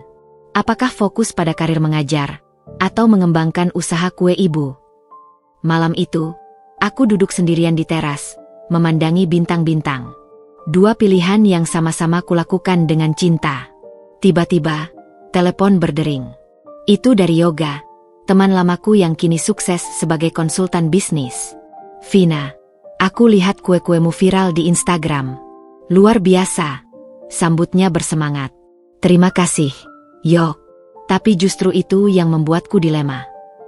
Kuceritakan tentang percakapanku dengan kepala sekolah. "Vina, dengar," kata Yoga setelah mendengarkan panjang lebar. "Apa yang benar-benar membuatmu bahagia? Mengajar atau membuat kue?" "Keduanya, Yok. Tapi, ada kebebasan yang berbeda saat aku membuat kue. Aku bisa berkreasi tanpa batasan." "Kalau begitu, why not both? Kenapa tidak buka usaha kue yang lebih serius, tapi tetap mengajar dengan jam yang lebih fleksibel?" Keesokan harinya, aku menemui kepala sekolah dengan proposal baru. "Pak, bagaimana kalau saya mengurangi jam mengajar menjadi paruh waktu? Saya akan fokus pada administrasi sekolah dan pelatihan guru muda, sambil tetap bisa mengembangkan usaha kue saya." Kepala sekolah terdiam sejenak, lalu tersenyum. "Itu ide bagus. Kebetulan kita memang butuh koordinator untuk program pengembangan guru. Posisinya paruh waktu, tapi tanggung jawabnya besar." Saat aku keluar dari ruangan kepala sekolah dengan hati lega, kulihat Mas Rian sedang menunggu di depan Daicara dengan Arga. Wajahnya tampak cerah. "Vin, ada kabar baik," sambutnya. "Aku dapat promosi di kantor. Sekarang jadi kepala sopir, gajinya lebih besar." "Selamat, Mas," jawabku singkat sambil mengambil Arga darinya. "Dengar, Vin. Sekarang aku sudah lebih stabil. Aku ingin membayar semua biaya Daicara Arga. Dan..." Dia menarik napas dalam. "Aku ingin mulai membayar utangku padamu." Aku berhenti berjalan. "Utang apa, Mas?" "Utang moral. Semua yang telah kulakukan padamu. Aku ingin menebusnya perlahan-lahan. Mas, kebaikan yang kulakukan untuk Arga tidak perlu dibayar. Dan untuk masa lalu, biarlah berlalu." Tapi dia bersikeras. "Tidak, Vin. Aku harus melakukan ini. Aku sudah bicara dengan Bu Siska. Dia bilang aku harus memberimu ruang, tapi juga harus bertanggung jawab." Malam itu, Yoga datang ke rumahku untuk membahas rencana pengembangan usaha. "Vina, dengan skill dan pasionmu, kita bisa buka kafe kecil. Tidak hanya jual kue, tapi juga tempat ngopi yang cozy." Saat kami sedang asyik berdiskusi, Mas Rian lewat dan melihat kami dari kejauhan. Ekspresinya berubah, tapi dia hanya melambai lalu pergi. "Ada apa dengan dia?" tanya Yoga. "Cerita panjang, Yok. Intinya, itu mantan suamiku." Yoga mengangguk paham. "Aku dengar sedikit dari Bu Siska. Tapi lihatlah kamu sekarang, Vina. Sudah bangkit dan akan lebih sukses lagi." Beberapa hari kemudian, keputusan resmi turun. Aku sekarang menjadi koordinator pengembangan guru dengan jam kerja yang fleksibel. Usaha kueku juga akan berkembang menjadi Cafe Vina, dengan Yoga sebagai investornya. Saat aku memberitahu Bu Siska, dia memelukku erat. "Akhirnya, aku selalu tahu kamu akan sukses, Vin." Bahkan ibu mertua datang dengan hadiah kecil, sebuah oven baru. "Ini dari Rian dan aku, sebagai tanda terima kasih." Pilihan-pilihan dalam hidupku akhirnya membawaku pada jalan yang tak pernah kubayangkan.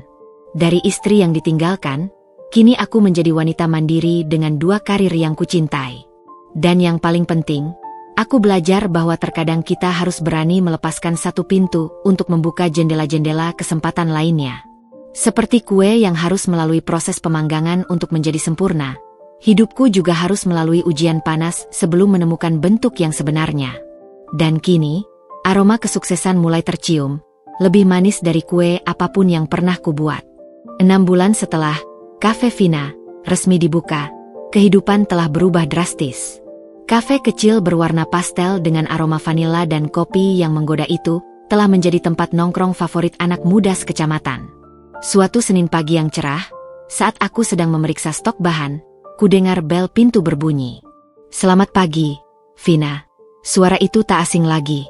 Mas Rian berdiri di pintu dengan pakaian sopir yang rapi, tapi wajahnya tampak lesu. Di gendongannya, Arga tertidur pulas. Pagi, Mas. Arga kenapa dibawa ke sini? Bukannya seharusnya dia di Daicara? Tanyaku sambil membersihkan tangan dari sisa tepung. Dia menghela napas berat. Daicaranya libur karena ada perbaikan. Aku dapat izin dari kantor untuk membawanya kerja. Tapi, ternyata tidak semudah itu. Silakan duduk, kataku sambil menyiapkan segelas air putih. Kamu terlihat lelah. Dia duduk di kursi dekat jendela, dengan hati-hati meletakkan Arga yang masih tertidur di sofa panjang. Aku hampir dipecat hari ini, Vin. Bos marah karena aku harus berhenti setiap 2 jam untuk menyuapi Arga atau mengganti popoknya. Lucy, karyawanku yang sedang membersihkan meja, melirik dengan simpati. Kasihan ya, Mas. Sendiri mengurus bayi sambil kerja. Aku mengambil beberapa kue pisang yang baru keluar dari oven. Ini untukmu dan Arga. Jangan bayar. Terima kasih, bisiknya, matanya berkaca-kaca. Tidak kusangka hidup akan seberat ini. Dulu saat bersamamu, semuanya teratur. Aku fokus kerja, kamu yang mengurus rumah tangga. Aku duduk di seberangnya, memandanginya dengan perasaan kompleks. Hidup memang tidak pernah mudah, Mas. Tapi kita harus menghadapi konsekuensi dari pilihan kita. Dia mengangguk pelan, memandangi Arga yang sedang tertidur. Aku mengerti sekarang. Dulu aku berpikir bahwa dengan meninggalkanmu untuk Meisha, aku akan mendapatkan kehidupan yang lebih mudah. Tapi ternyata... Suaranya tercekat, ternyata aku justru mendapatkan kehidupan yang lebih sulit. Saat itu, Yoga datang membawa beberapa bahan mentah dari pasar. Vin, aku sudah dapat harga yang lebih murah untuk... Oh, maaf. Ada tamu. Tidak apa-apa, Yok. Ini Mas Rian, suamiku, mantan suamiku. Yoga mengangguk sopan. Saya Yoga, partner bisnis Vina. Senang bertemu dengan Anda. Setelah Yoga pergi ke dapur, Mas Rian memandangiku dengan tatapan baru. Dia, baik sekali. Dan bisnismu benar-benar sukses. Kami bekerja keras untuk ini, Mas. Tidak ada yang instan. Arga terbangun dan mulai rewel. Dengan refleks, kuambil bayi itu dan mulai menyuapinya dengan bubur yang kebetulan ada di kafe. Pengalamanku mengasuh anak di Daicara sangat berguna. Kamu sangat natural, kata Mas Rian dengan kagum. Dulu kita selalu bermimpi punya anak. Apa rencanamu ke depan, Mas? Tidak mungkin terus membawa Arga kerja. Dia menghela napas putus asa. Aku tidak tahu. Ibu sudah semakin tua. Aku tidak punya sanak keluarga lain di sini. Mungkin aku harus menitipkannya di panti asuhan. Jangan, protesku spontan. Dia anakmu, Mas. Tanggung jawabmu. Tapi aku tidak mampu, Vin. Gajiku sebagai sopir hanya cukup untuk sewa kontrakan dan makan. Aku tidak bisa membayar pengasuh. Sore itu, setelah Mas Rian pergi dengan wajah muram, Yoga menghampiriku. Aku dengar percakapan kalian tadi. Kenapa tidak kita buka program Daicara di kafe ini? Banyak ibu muda yang butuh tempat penitipan anak sambil nongkrong. Ide itu seperti kilatan cahaya. Kamu jenius, Yok. Kita bisa gunakan ruang belakang yang masih kosong. 2 minggu kemudian, Daicara Corner resmi dibuka di Cafe Vina. Aku merekrut 2 pengasuh profesional. Dan yang paling mengejutkan, Bu Siska yang sudah pensiun bersedia membantu mengelola. Mas Rian adalah orang pertama yang mendaftarkan Arga. Ini seperti jawaban dari doaku, katanya dengan mata berkaca-kaca. Dan yang paling membuatku tersentuh, kau memberikan diskon khusus untuk orang tua tunggal. Hidup sudah cukup berat, Mas. Tidak perlu kita saling mempersulit. Suatu hari, saat aku sedang mengajar kelas memasak untuk ibu-ibu muda di kafe, kulihat Mas Rian memperhatikanku dari kejauhan. Ada kebanggaan di matanya, tapi juga penyesalan yang dalam. Setelah kelas usai, dia menghampiriku. Vina, aku ingin bilang, aku bangga padamu.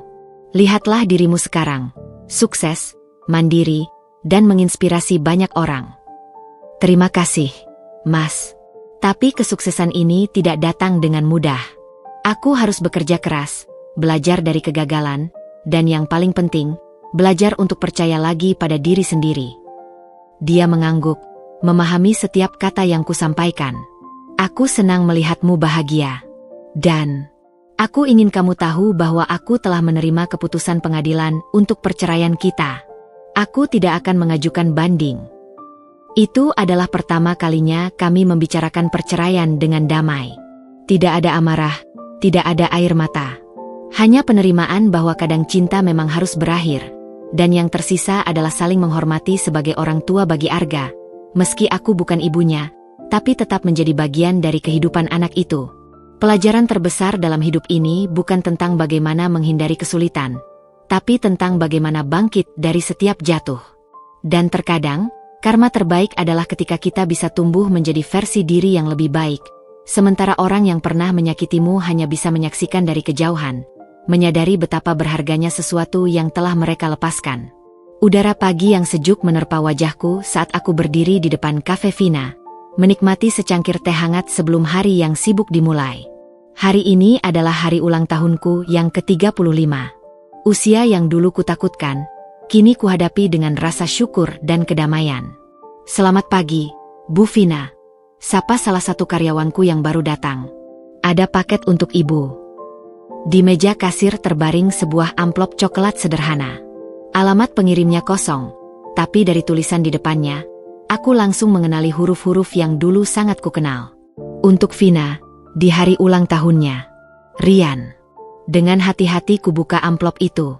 Isinya bukan surat panjang seperti yang kubayangkan, melainkan selembar kertas berisi beberapa paragraf singkat yang ditulis rapi dengan tangan. Vina yang baik, hari ini adalah hari ulang tahunmu yang ke-35.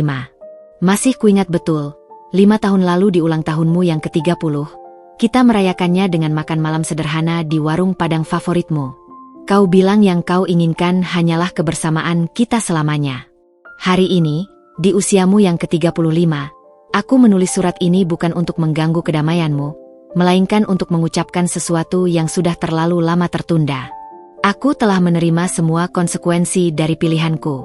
Hidupku sekarang memang sederhana, bekerja sebagai sopir, mengasuh Arga sendirian, belajar menjadi ayah yang baik. Terkadang terasa berat, tapi aku sadar ini adalah proses pemulihan yang harus kujalani. Yang ingin kukatakan adalah, maaf. Maaf untuk semua kebohongan, untuk semua pengkhianatan, untuk semua air mata yang telah kau sediakan. Maaf karena telah menyia-nyiakan cinta terbaik yang pernah kumiliki. Aku tidak berharap pengampunanmu, karena aku mengerti beberapa luka terlalu dalam untuk disembuhkan. Tapi aku berjanji akan menjadi ayah yang baik untuk Arga, dan akan terus memperbaiki diri menjadi manusia yang lebih baik. Selamat ulang tahun, Vina. Semoga kebahagiaan selalu menyertaimu. Rian. Air mataku menetes tanpa kusadari. Bukan karena kerinduan, tapi karena untuk pertama kalinya, aku merasakan ketulusan dalam kata-katanya. Surat dari siapa, Vin? Tanya Yoga yang baru saja datang dengan seikat bunga. Dari Mas Rian. Untuk ulang tahunku. Yoga duduk di sampingku. Apa isinya? Jika kamu mau berbagi. Kuserahkan surat itu padanya. Setelah membacanya, dia menghela napas. Ini sangat berbeda dengan pria yang selalu kamu ceritakan. Aku tahu. Rasanya seperti dia akhirnya benar-benar tumbuh. Sore itu, saat aku sedang mempersiapkan kafe untuk acara arisan ibu-ibu, Mas Rian muncul dengan Arga dalam gendongan. Wajahnya tampak gugup. Vina, boleh bicara sebentar? Kami duduk di sudut yang sepi. Arga yang sudah mulai bisa berjalan, merangkak turun dari gendongan ayahnya dan bermain dengan mainan yang tersedia. Kau dapat suratku? Tanyanya ragu. Ya, terima kasih. Itu sangat berarti. Dia mengangguk, menatap tangannya yang berkeringat. Aku ingin mengatakan sesuatu yang tidak kutulis dalam surat. Aku akan pindah ke kota sebelah. Aku terkejut. Kenapa? Apa ada masalah? Tidak. Justru ini keputusan terbaik. Di sini, terlalu banyak kenangan. Baik kenangan indah bersamamu, maupun kenangan buruk yang telah kuciptakan. Matanya memandangku lembut. Aku dapat tawaran kerja yang lebih baik di sana. Gaji cukup untuk menyekolahkan Arga nanti, dan ada daycare dekat kantor. Kapan berangkat? Minggu depan.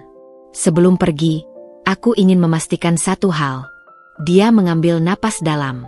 Apakah kau bisa memberiku restu? Bukan untuk kami kembali, tapi agar aku bisa memulai hidup baru dengan pelajaran yang telah kudapat. Aku terdiam sejenak, memandangi Arga yang sedang asyik menyusun balok kayu. Aku restui kamu untuk memulai hidup baru, Mas. Tapi ingat, ini untuk Arga. Jadilah ayah yang selalu hadir untuknya, tidak seperti dulu. Air mata mengalir di pipinya. Aku berjanji. Aku telah belajar dari kesalahanku yang terbesar, mengabaikan orang yang mencintaiku. Saat dia berdiri untuk pergi, dia berbalik sekali lagi. Vina, terima kasih untuk semuanya. Untuk kesabaranmu, untuk kebaikanmu pada Arga, dan untuk pelajaran berharga yang tidak sengaja kau berikan padaku. Setelah mereka pergi, Yoga menghampiriku. Semuanya baik-baik saja. Aku mengangguk, merasa ada beban yang terangkat dari pundakku. Dia akhirnya menemukan jalannya sendiri. Dan aku merasa bisa benar-benar melangkah maju sekarang. Malam itu, di pesta ulang tahun kejutan yang diadakan oleh Bu Siska dan Yoga, untuk pertama kalinya dalam 5 tahun, aku merasa benar-benar bebas. Bebas dari masa lalu, bebas dari luka, dan siap menyambut masa depan dengan hati yang lapang. Seperti kata Bu Siska dalam sambutannya, terkadang kita harus berterima kasih pada orang yang menyakiti kita, karena merekalah yang mengajarkan betapa kuatnya diri kita sebenarnya. Dan malam ini, di usia 35 tahun, aku akhirnya mengerti makna kata-kata itu. Pengadilan negeri tampak sunyi pagi itu. Aku duduk di ruang tunggu dengan ditemani Yoga dan Bu Siska. Tangan ini sedikit berkeringat, meski aku tahu ini adalah keputusan terbaik. Tenang, Vin, bisik Bu Siska sambil memegangi tanganku. Semuanya akan baik-baik saja. Yoga yang duduk di sebelahku memberikan senyum meyakinkan. Kamu kuat, Vina. Kamu sudah melalui bagian yang paling sulit. Beberapa menit kemudian, Mas Rian datang dengan pakaian sederhana namun rapi. Dia datang sendirian, hanya ditemani seorang pengacara. Saat matanya bertemu dengan mataku, dia memberikan anggukan kecil yang penuh makna. Vina, sapanya lembut saat mendekat. Terima kasih sudah mau menyelesaikan ini dengan baik. Kami dipanggil masuk ke ruang sidang. Ruangan itu terasa hampa. Hanya ada hakim, panitera, dan kami beserta pendamping masing-masing. Hakim wanita parubaya itu memandangi kami dengan bijak. Ibu Vina, Bapak Rian, saya telah membaca berkas pernikahan dan gugatan cerai kalian. Sebelum saya memutuskan, apakah ada hal terakhir yang ingin disampaikan? Aku menarik napas dalam. Yang mulia, saya hanya ingin mengatakan bahwa saya tidak menyangka pernikahan kami akan berakhir di sini. Tapi saya belajar bahwa terkadang melepaskan adalah bentuk cinta yang paling tulus. Cinta pada diri sendiri untuk bisa tumbuh lebih baik. Semua mata tertuju pada Mas Rian. Wajahnya tampak berbinar dengan ketenangan yang tak biasa. Yang mulia, suaranya jelas dan tegas. Saya tidak akan membantah apapun yang diajukan oleh Ibu Vina. Semua kesalahan adalah milik saya. Saya yang gagal menjadi suami, saya yang mengkhianati kepercayaannya, saya yang lari dari tanggung jawab. Dia menunduk sebentar sebelum melanjutkan. Satu-satunya permintaan saya adalah agar Ibu Vina diberikan hak yang sepenuhnya dalam perceraian ini. Saya tidak menginginkan apapun, kecuali kesempatan untuk tetap bisa memastikan kebaikannya dari kejauhan. Hakim mengangguk, lalu membacakan putusannya. Dengan pertimbangan bahwa pernikahan ini sudah tidak dapat dipertahankan lagi, dan adanya pengakuan dari kedua belah pihak, maka saya menyatakan bahwa pernikahan Ibu Vina dan Bapak Rian resmi diputuskan. Dentuman palu hakim terasa seperti titik akhir yang menenangkan. Bukan ledakan kemarahan, bukan isakan sedih, melainkan keheningan yang penuh makna. Setelah sidang usai, di koridor pengadilan yang sepi, Mas Rian menghampiriku. Vina, boleh kita bicara sebentar? Hanya 5 menit. Kuminta Yoga dan Bu Siska untuk menungguku sebentar. Kami berjalan menuju taman kecil di samping gedung pengadilan. Dengarkan, Vin. Katanya dengan suara rendah. Aku akan pindah seperti yang kukatakan. Tapi sebelum itu, ada yang ingin kuberikan padamu. Dia mengeluarkan sebuah amplop dari dalam saku jasnya. Ini adalah surat pernyataan bahwa aku melepaskan semua hak atas rumah orang tuamu yang selama ini kita tinggali. Juga ada dokumen bahwa aku tidak akan menuntut apapun dari usaha kafemu. Aku terkejut. Tidak perlu, Mas. Rumah itu memang warisan orang tuaku. Tapi selama ini aku ikut tinggal di sana. Ini adalah bentuk tanggung jawabku yang terakhir. Matanya berkaca-kaca. Dan satu hal lagi, aku ingin meminta maaf sekali lagi. Untuk semuanya. Maafku sudah kau terima, Mas. Sekarang saatnya kita both move on. Dia mengangguk, lalu mengulurkan tangannya. Semoga kamu menemukan kebahagiaan yang sejati, Vina. Kujabat tangannya erat. Semoga kamu menjadi ayah yang baik untuk Arga. Saat berbalik pergi, ada rasa lega yang tak terkira. Seperti sebuah bab yang akhirnya ditutup dengan baik, meski tidak dengan akhir yang bahagia seperti dalam dongeng. Di parkiran, Yoga dan Bu Siska sudah menungguku dengan wajah-wajah penuh perhatian. Bagaimana perasaanmu? Tanya Bu Siska sambil memelukku. Aneh, jawabku jujur. Seperti baru saja menutup sebuah buku tebal yang sudah lama ingin ku selesaikan membacanya. Sedih, tapi juga lega. Yoga membukakan pintu mobil untukku. Hidupmu yang baru sudah menunggumu, Vina. Dan kali ini, kamu akan menulis ceritanya sendiri. Dalam perjalanan pulang, kutatap kota yang lalu lalang di luar jendela.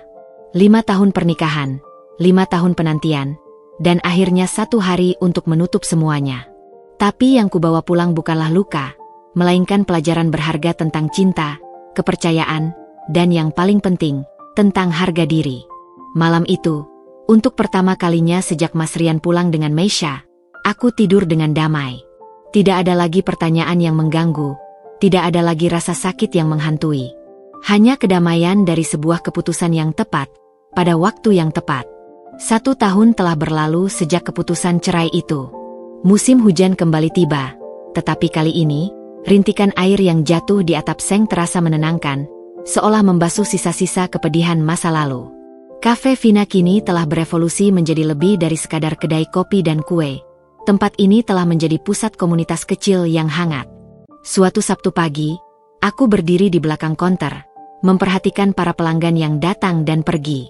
Senyum mereka, tawa anak-anak di Daicara Corner, dan aroma kopi yang harum menciptakan simfoni kebahagiaan sederhana yang kusyukuri setiap hari. Bu Vina, pesanan khusus untuk ibu, ujar Lucy, salah satu karyawanku, sambil menyerahkan sebuah kotak kue kecil yang dihias cantik. Kubuka kartu yang menempel di atasnya. Untuk Vina, yang telah menemukan cahayanya sendiri. Selamat ulang tahun yang ke-36. Yoga. Senja itu, Yoga datang dengan membawa sebuah kado berbentuk persegi panjang yang dibungkus kertas coklat sederhana. Kamu seharusnya tidak repot-repot, Yok, kataku sambil membuka kado itu. Isinya adalah sebuah figura berisi foto-foto perjalanan kafe ini dari awal hingga sekarang, dengan tulisan tangan di bagian bawah. Kebahagiaan sejati adalah ketika kita berani menjadi diri sendiri. Foto terakhir itu yang kemarin saat kelas memasak untuk ibu-ibu single parent, ujar Yoga dengan bangga. Lihatlah cahaya di matamu, Vina. Itu adalah cahaya seseorang yang telah menemukan tujuan hidupnya. Malam itu, Yoga mengajakku makan malam di rooftop restoran sederhana tak jauh dari kafe. Di bawah gemerlap bintang, dia mengeluarkan sebuah kotak kecil dari sakunya. Vina, kita sudah melalui banyak hal bersama selama setahun terakhir. Aku menyaksikan kamu bangkit dari keterpurukan, membangun kehidupan baru, dan menjadi inspirasi bagi banyak orang. Dia membuka kotak itu, memperlihatkan sebuah liontin berbentuk kuncup bunga yang sedang merekah. Ini bukan cincin, karena aku tahu kamu masih dalam proses penyembuhan. Ini adalah simbol dari kehidupan baru yang sedang kujalani bersamamu. Dengan mata berkaca-kaca, ku terima liontin itu. Yoga, aku masih. Diam, bisiknya lembut. Kamu tidak perlu menjawab sekarang. Aku hanya ingin kamu tahu bahwa ada seseorang yang mencintaimu bukan karena kamu sempurna, tapi karena kamu telah melalui begitu banyak hal dan tetap menjadi orang yang baik. Beberapa hari kemudian, sebuah kartu pos tiba dari kota sebelah. Bergambar pemandangan gunung dengan tulisan singkat di belakangnya. Vina, Arga sudah bisa berlari sekarang. Aku bekerja di bengkel mobil. Hidup sederhana tapi tenang. Terkadang aku melewati toko kue dan teringat padamu. Semoga kamu bahagia. Rian. Kusimpan kartu pos itu di dalam laci meja kerjaku, bukan sebagai kenangan cinta yang hilang, melainkan sebagai pengingat bahwa setiap orang bisa berubah, dan bahwa kami semua berhak untuk bahagia dengan cara kami masing-masing. Minggu-minggu berikutnya diisi dengan proyek baru yang menyenangkan. Atas saran Bu Siska, kami membuka program Kelas Kemandirian untuk wanita-wanita yang mengalami situasi serupa denganku. Aku mengajarkan mereka membuat kue sambil berbagi cerita tentang kekuatan dalam menghadapi badai kehidupan. Suatu sore, setelah kelas berakhir, seorang peserta bernama Sinta menghampiriku dengan mata berlinang. Terima kasih, Bu Vina. Selama ini aku merasa sendiri dan tidak berharga setelah suamiku meninggalkan kami. Tapi mendengar cerita ibu, aku jadi punya harapan lagi. Kata-katanya menyentuh kalbu. Aku tersadar bahwa perjalananku yang berliku kini memiliki makna yang lebih dalam. Bisa menjadi suluh bagi orang lain yang sedang berjalan di kegelapan yang sama. Bulan-bulan berlalu, dan musim berganti lagi. Di sebuah pagi yang cerah, saat aku sedang duduk di teras kafe menikmati teh hangat, Yoga datang dengan 2 tiket pesawat di tangannya. Bali, katanya sambil tersenyum. Aku pikir kita berdua perlu liburan. Dan mungkin, kita bisa bicara tentang masa depan. Kutarik napas dalam, memandangi wajahnya yang tulus. Yoga, aku. Tidak perlu terburu-buru, potongnya lembut. Aku akan selalu menunggumu, Vina. Karena kamu adalah wanita yang tahu apa yang diinginnya, dan aku menghargai proses yang sedang kamu jalani. Saat kupandangi kafe yang ramai dengan pelanggan, mendengar celoteh anak-anak di Daicara, dan merasakan damainya hati ini, aku sadar bahwa inilah kebahagiaan sejati. Bukan karena memiliki segalanya, tapi karena mensyukuri segala yang dimiliki, dan karena memiliki keberanian untuk membuka hati lagi, meski perlahan-lahan. 5 tahun yang lalu, aku adalah Vina yang hancur, tertatih-tatih dalam kegelapan. Hari ini, aku adalah Vina yang berdiri tegak, dengan skar yang tidak lagi terasa perih, melainkan menjadi bukti bahwa aku pernah bertahan, dan kini siap untuk hidup sepenuhnya. 3 tahun telah berlalu sejak perceraianku. Pagi ini, matahari musim kemarau menyinari jalanan kampung dengan hangatnya. Aku berdiri di depan kafe toko kue Vina, yang telah berkembang menjadi 2 lantai, memandangi spanduk besar yang bertuliskan Grand Opening Cabang Kedua. Tidak pernah terbayang dalam benakku bahwa usahaku yang dimulai dari garasi rumah akan tumbuh sepesat ini. Semuanya sudah siap, Bu Vina. Seru Lucy yang kini telah menjadi manajer cabang. Wajahnya berseri-seri. Para undangan sudah mulai datang. Yoga mendekat dengan membawa 2 gelas jus. Gugup? Tanyanya sambil menyodorkan segelas. Sedikit, aku mengakui sambil menerima gelas itu. Tapi lebih banyak rasa syukur. Acara pembukaan berlangsung meriah. Banyak wajah-wajah familiar yang hadir. Bu Siska yang kini menjadi penasihat di Daicara Center kami. Bu Marni dengan cucu-cucunya. Bahkan beberapa orang tua murid dari sekolah yang masih rutin memesan kue untuk acara-acara khusus. Di tengah keramaian, seorang pria dengan anak laki-laki kecil menghampiri. Butuh beberapa detik bagiku untuk mengenali mereka. Rian. Dia tersenyum, wajahnya lebih berisi dan teduh. Vina, selamat untuk cabang barumu. Arga yang kini sudah berusia 4 tahun bersembunyi di balik kaki ayahnya. Ayo, sayang. Salam sama Bu Vina. Apa kabar, Mas? Kelihatan sehat. Hidup sederhana di kota kecil ternyata baik untuk kami, jawabnya sambil mengelus kepala Arga. Aku sekarang punya bengkel kecil. Cukup untuk menghidupi kami berdua. Dia bercerita tentang kehidupannya yang sekarang, sederhana namun penuh makna. Tentang bagaimana dia belajar menjadi ayah tunggal yang sabar. Tentang kebahagiaan kecil mengajar Arga naik sepeda. Tentang kedamaian yang ditemukannya dalam kesederhanaan. Dan kamu, matanya berbinar bangga, lihatlah dirimu sekarang. Aku benar-benar bahagia untukmu, Vin. Perbincangan kami terputus ketika Yoga datang membawa beberapa tamu penting. Saat berpisah, Rian memandangku dengan mata jernih. Semoga kamu mendapatkan semua kebahagiaan yang pantas untukmu, Vina. Kamu layak mendapat yang terbaik. Sore itu, setelah acara selesai, Yoga mengajakku jalan-jalan ke taman dekat kafe. Matahari senja menyinari wajahnya yang tulus. Vina, sudah 3 tahun kita bersama. Mulainya dengan suara lembut. Aku menyaksikan kamu tumbuh menjadi wanita yang semakin kuat dan cantik, baik luar maupun dalam. Dia berlutut, dan jantungku berdebar kencang. Tapi yang dikeluarkannya bukanlah kotak cincin, melainkan sebuah kunci. Ini adalah kunci rumah kecil di belakang bukit. Aku tahu kamu mencintai kemandirianmu, dan aku menghargai itu. Tapi aku juga ingin kamu tahu bahwa ada seseorang yang ingin berbagi kehidupan denganmu, tanpa harus mengurangi kebebasan yang telah kamu perjuangkan dengan susah payah. Dia menjelaskan tentang rumah itu, dengan studio kue yang lengkap, taman yang luas, dan yang paling penting, jaraknya yang cukup dekat dengan kedua kafe dan sekolah tempatku mengajar paruh waktu. Kita tidak perlu terburu-buru. Tapi izinkan aku menunjukkan bahwa cinta tidak harus mengikat, melainkan bisa membebaskan. Air mataku menetes.